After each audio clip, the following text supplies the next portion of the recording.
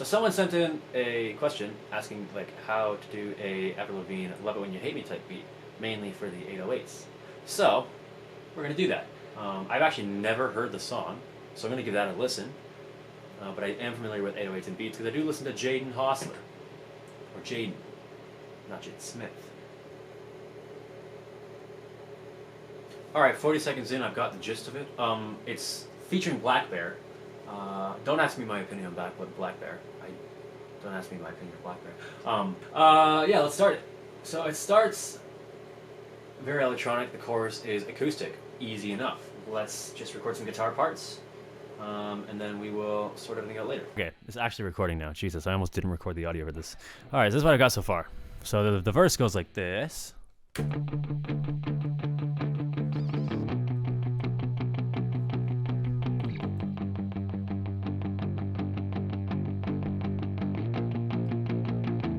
Right? It's got that little, whatever the fuck that chord is. You know, it's got that little tension chord. I'm not gonna even guess what it is. Some theory shit. It's a, yeah, I don't even know. Okay, I deleted the chorus. I didn't like it. For the chorus, what I'm gonna do is basically the same part, just the chorus chords, but with palm muting instead. I'm gonna use another guitar preset to do the actual like heavy strumming. All right, after we're gonna quantize everything just so it's perfect, which is not a very pop punk thing to do, but nowadays it is. Oh.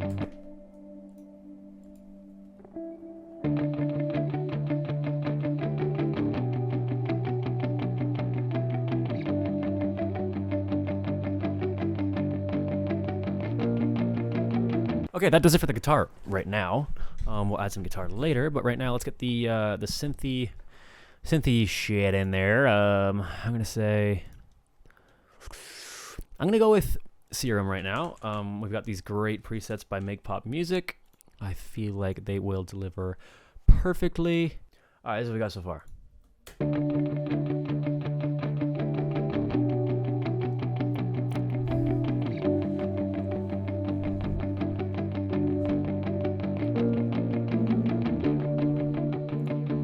Don't know if I like this note. Don't like that note. Cool. All right, so we're gonna do the exact same thing actually for the chorus. Just use the pad again. All right, so listen a little more. I noticed there's not actually crazy rhythm guitar stuff. There's basically only just like palm mutes. So I'm just gonna get rid of these for now. And these are actually way quieter. We'll mix them later, but I kind of like that a little better. And then maybe for the pre-chorus, we'll move these over here.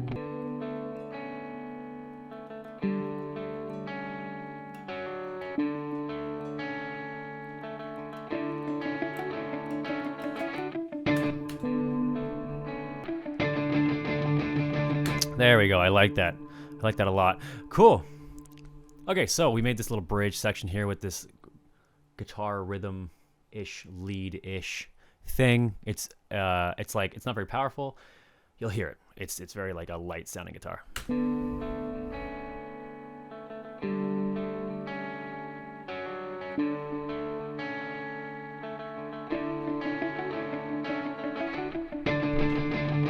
I like it. Okay, I just added a, sorry, you're still hearing like some echoes from the guitar. I just added this to the chorus. It almost makes it a little more nostalgic, which is not exactly the Avril Lavigne song feel, but I put my own spin on it. I'm not going to create the exact same song, but it still follows the same principles. Here is the bridge. Here's the chorus. Perfect. Okay, now that this is essentially like the basic part of it is done, we're going to add some drums, and then that way we can figure out what we want to add. All right, my camera just stopped recording. Now, 808s, I find it so hard to find a good sounding 808. I managed to find a great 808 in these the whole loops, like the Reed Stefan whole loops samples. So if you go to the Disrespectful 808s, banging 808s, love those. So I'm gonna use one of those. Another thing you could use, another thing you could use is Serum 808s. I use those all the time. Though I use a preset from Make Pop Music, the 808 presets in Poptopia. Another thing I use is, I used to use 808 Lab. I think that was what it's called. I don't anymore. I don't even have it. I don't think I have it. Okay, cool. So we've got this.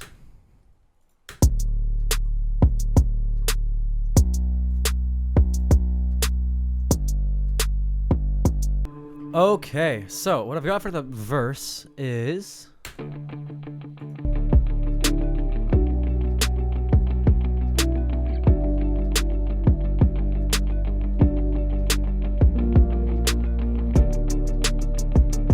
which is fine, but the drums need to be a little more crispy, and I think they should be a little bit wider. So what I'm going to do is essentially, if I do this, I'm just going to layer up the drums. Okay, so what we've got here for the drums is a bunch of layered drums. You can see what I've used here. I used a bunch of the whole loop stuff, and I used some like Ian Dior drums that I found online somewhere. So this is what it sounds like. This is what it looks like.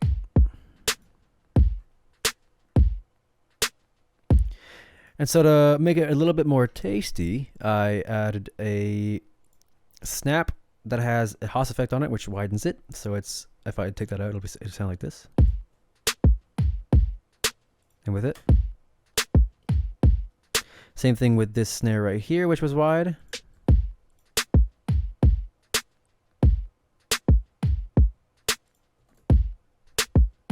See what I mean?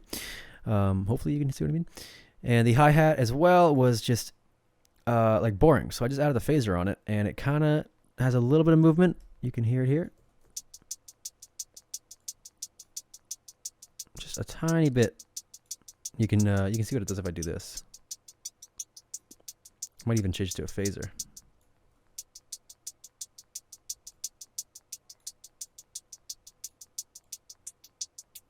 See? A little bit of difference. And that is our drums. So, together it sounds like this.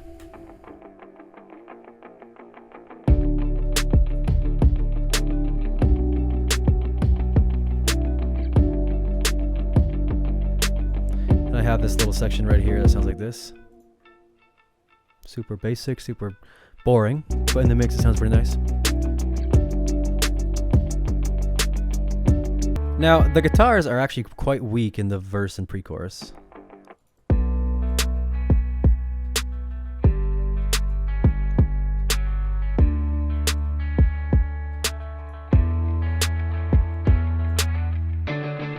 Cool. Oh, jeez, almost fell. So, that is our entire song layout. The last thing we really need to do, besides add maybe a couple things here and there, are the drums, which you all should know by now. I use these drums, which are the Superior Drummer 3 pop punk drums. Okay, so now for the drums, I just used the grooves from EZX Pop Punk's Groove Pool. It sounds like this.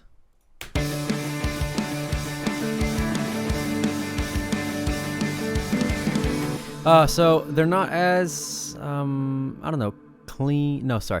They're not as bright as I want them to be. They're also not as, like, loud. So what we're going to do is we're going to throw OTT on. It's going to brighten everything up. It's going to be really bright. All right. I'm just going to turn that quite down. And then we'll throw on Shep's Parallel Particles. It's a wave plugin. It just makes the drums sound so good. Another alternative is Knock by Decap.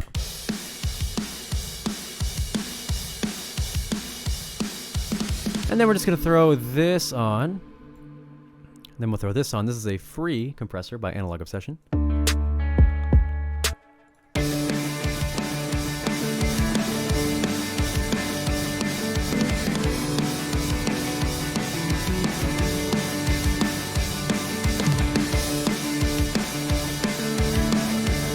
Dope.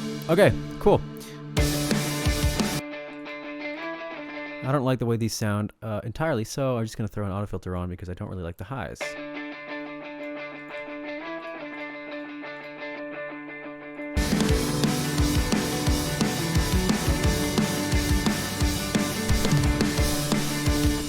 And that does it for our chorus. Now we need to add some bass.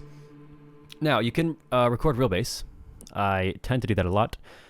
This time, however, I'm going to use a contact instrument called Punk Bass. It's modeled after Mark Hoppus's bass. Now we've got this. We're going to turn the power on, tone down, volume up, width up, string noise down, muting down.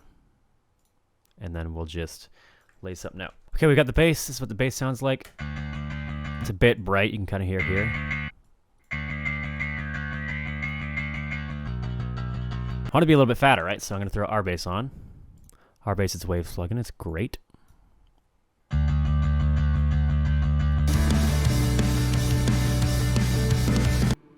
Okay, this is what we have for the chorus, essentially. This is the full chorus. For the drums, everything's done. We added these guitars. And all that is a jump amp with a screamer on it. It also EQ'd the shit out of it, because listen. Then with EQ. Then with Soothe, which is the golden sauce. Remember this. Soothe soothes shit. Who would have thought? Put that on. Right? I'll do an on-off right now.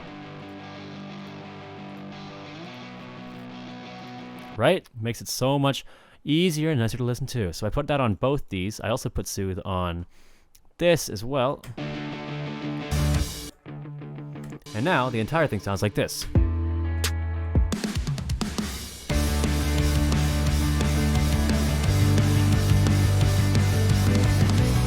Okay, so what I notice about the drums is that they don't hit in the bridge. They might not even hit in the verse. I haven't checked it.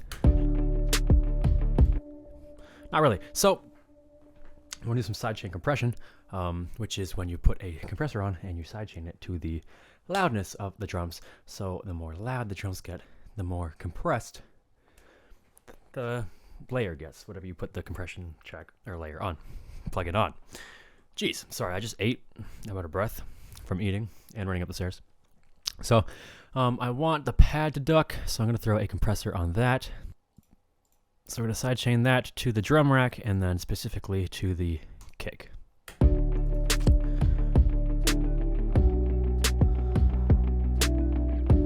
There. So now the pad sounds like this.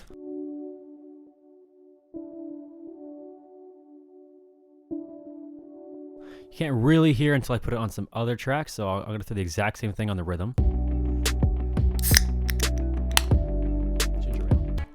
And we're going to sidechain it to sidechain the bass as well, the 808.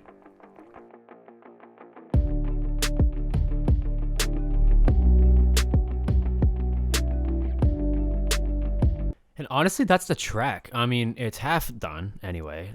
Now it's all the way done. Crazy how that works. I wouldn't be lazy with it if you're doing something for your... I mean, I wouldn't be lazy with it anyway, but for the sake of the tutorial, we're just going to double it, call it a song. And then we'll even maybe double the chorus. Crazy. Maybe you'd add like a bridge or... Oh, I just realized I called the bridge, or the pre-chorus, the bridge. I meant the pre-chorus. So, yeah, that's essentially it.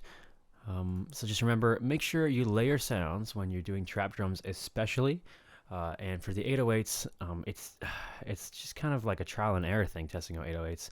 I really like the Disrespectful 808s from Reed Stefan. Yeah. And sidechaining also. Really important. Makes the drum hits a little more. Makes it feel like it should be in the mix instead of just like being laid on the mix. So let's give it a full listen, just until this part. And then we can tweak a couple things here and there, but this is the fundamentals. So let's listen.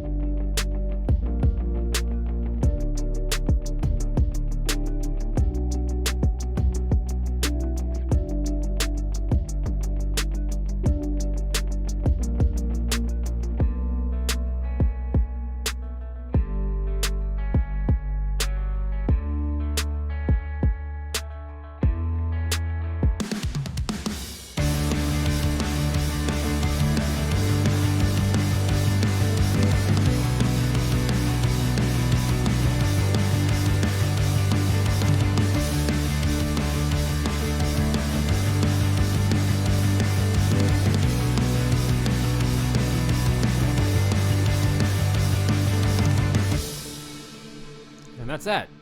Beautiful. Hopefully you learned something. Mainly about trap drums and 808s. That was kind of the whole main idea of the video. Sorry for not uploading so much. It's kind of hard to make beats and upload tutorials and do school and do work. So anyway, I'll try harder. Okay, bye-bye.